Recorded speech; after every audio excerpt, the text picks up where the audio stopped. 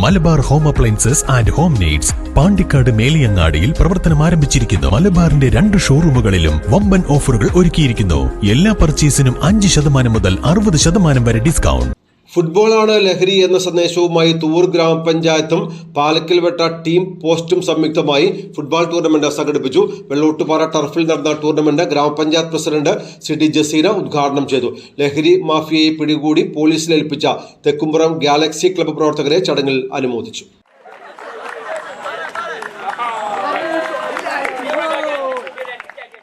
ഫുട്ബോളാണ് ഏറ്റവും വലിയ ലഹരി എന്ന സന്ദേശവുമായാണ് തുവൂർ ഗ്രാമപഞ്ചായത്തും പാലക്കൽവെട്ട ടീം പോസ്റ്റും സംയുക്തമായി ഫുട്ബോൾ ടൂർണമെന്റ് സംഘടിപ്പിച്ചത്.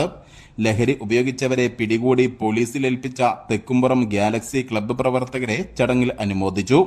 ഗ്രാമപഞ്ചായത്ത് പ്രസിഡന്റ് സിറ്റി ജസീന ഉദ്ഘാടനം ചെയ്തു.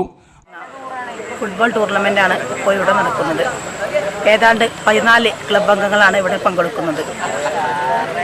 ലഹരിയല്ല ജീവിതം, ഫുട്ബോളാണ് ലഹരി എന്ന ശീർഷകത്തോടു കൂടെയാണ് ഈ ഒരു ഫുട്ബോൾ ടൂർണമെന്റ് നടക്കുന്നത്.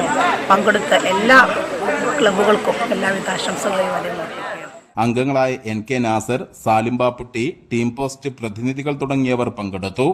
16 ടീമുകളാണ് ടൂർണമെന്റിൽ പങ്കെടുത്തത്. ഫൈനൽ മത്സരത്തിൽ ചലഞ്ചേഴ്സ് നെടുങ്ങമ്പാറ FC കാലിക്കറ്റിനെ പരാജയപ്പെടുത്തി. News bureau Thuvur.